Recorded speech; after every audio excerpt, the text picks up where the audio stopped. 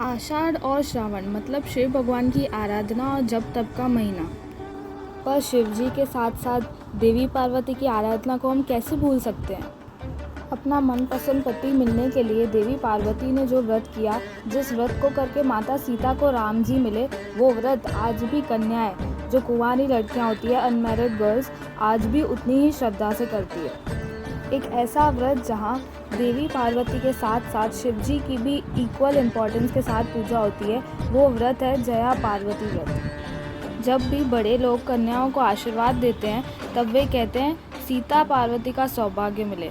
तो अच्छे सौभाग्य के लिए तो जब तक व्रत तो करना पड़ेगा ना।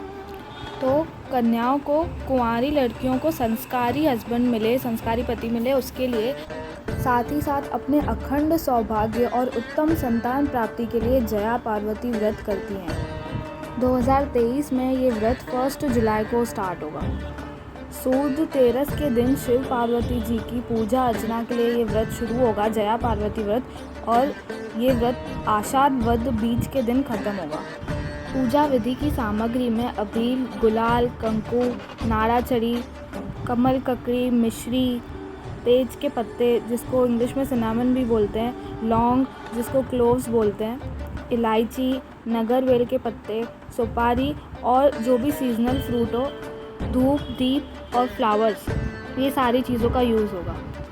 जिन भी सौभाग्यशाली कन्याओं को ये व्रत करना है, उनको सुबह जल्दी उठ के शिव पार्वती जी की पूजा करनी है। दिन में सिर्फ एक बार खाना है। इस व्रत के दौरान नमक और गुड़ का सेवन नहीं करना है। और जो इस व्रत का लास्ट डे है, उस दिन मतलब आषाढ़ वद तीज, आषाढ़ वद तीज के दिन जो पूरी रात होगी, उस पूरी रात में जागरण करना है। अब जया पार्वती व्रत कब शुरू हुआ था, उसके लिए मैं आपको जया पार्वती की कथा सुनाती हूँ। कौंडिन्य नगर में एक ब्राह्मण कपल रहता था, पुरोहित दंपति रहते थे वहाँ पे। जो हस्बैंड था उसका नाम था वामन और जो वाइफ थी उनका नाम था सत्या। ब्राह्मण और ब्राह्मणी दोनों धार्मिक और नीतिमान थे।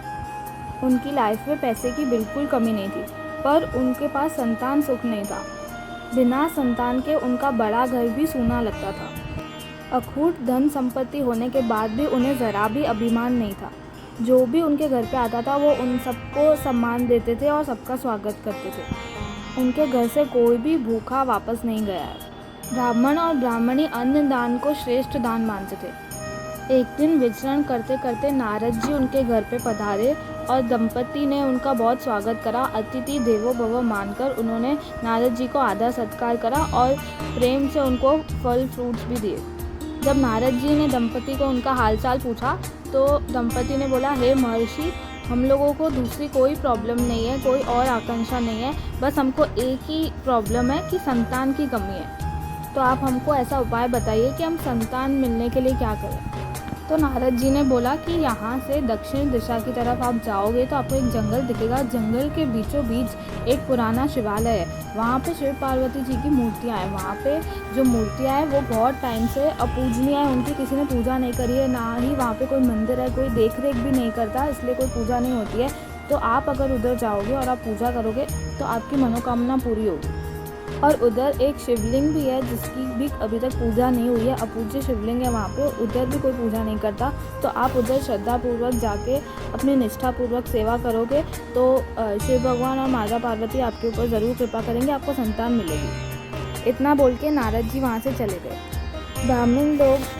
ब्राह्मण दंपति नारद जी का आदेश के अनुसार तुरंत शिवालय में चले गए शिव पार्वती जी की पूजा करने। पहले वहाँ पे उन्होंने साफ़ सफाई करी, जलाशय से पानी भर के लाया और शिव पार्वती जी की मूर्तियों को स्नान भी करवाया।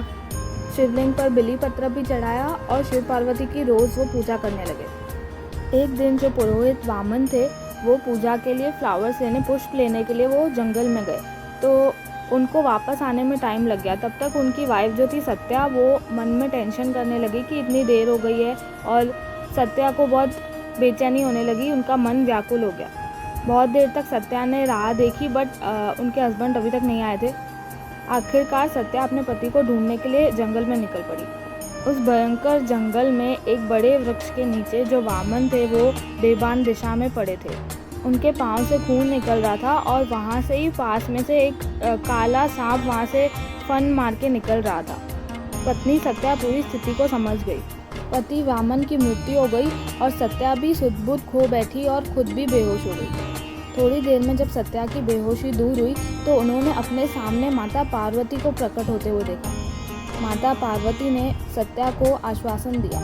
पुरोहित के मृत देह पर अपना हाथ फेरकर उनको वापस जीवन दान दिया। दोनों पति पत्नी माता को देखकर बहुत खुश हुए। माता पार्वती भी बहुत खुश हुई और उन्होंने बोला कि आप मेरे से कोई भी वरदान मांगो। तो दंपति ने संतान का वरदान मांगा। पार्वती जी ने बोला कि अब आप अगर जया पार्वती का व्रत करोगे तो आपकी इच्छा ज़रूर पूरी होगी। उसी टाइम सत्या ने पार्वती माता से व्रत की विधि पूछी तो देवी पार्वती ने बोला कि ये व्रत आषाढ़ सुद तेरस के दिन शुरू होता है और वद त्रीज के दिन ख़त्म होता है। आषाढ़ सुद तेरस से वद त्रीज के दिन मतलब 5 दिन का व्रत। इन 5 दिनों में नमक का सेवन नहीं करना है और गुड़ का भी सेवन नहीं करना है और दिन में सिर्फ एक टाइम खाना खाना है। जो व्रत का आखिरी दिन है उस दिन पत्नी को अपने पति को इनवाइट करना है खाना खाने के लिए और प्रेम पूर्वक उसको खाना खिलाना है। जो सौभाग्यवती स्त्री है उसको डोनेशन भी करना है कंकु, काजल और कंघी का। अगर ये व्रत वो 5 दिनों का पूरा कर लेती है तो उस सौभाग्यशाली स्त्री को अखंड सौभाग्य मिलेगा। ऐसी स्त्री का कभी भी पति वियोग नहीं होगा और उसको हमेशा संतान सुख की प्राप्ति होगी। इतना कहकर पार्वती माता अंतर्ध्यान हो गई। फिर पुरोहित दंपति ने जया पार्वती का व्रत विधि अनुसार किया। आखिरी दिन पूरी रात जागरण करके भजन कीर्तन किया। व्रत पूरा होने के बाद पुरोहित दंपति को संतान प्राप्ति हुई।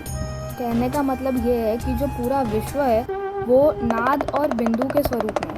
जो नाद है वो शिव भगवान है और जो बिंदु है वो शक्ति है यानी कि देवी। इसलिए पूरा विश्व शिव और शक्ति के रूप में है। नारद रूपी शिव जी जो हैं वो जगत पिता हैं और बिंदु रूपी पार्वती माता जगत माता है। वो आद्या शक्ति जगदम्बा है और इन दोनों का कंप्लीट रूप लिंग कहलाता है। इसलिए सत्या और वामन ने शिवलिंग की प्रेम पूर्वक पूजा करी। माता पिता की पूजा करने से भी बहुत आनंद मिलता है और परम कृपालु परमात्मा की प्राप्ति होती है। उनकी सभी मनोकामनाएं पूरी होती है। इसलिए शिवलिंग की हमेशा पूजा करनी चाहिए।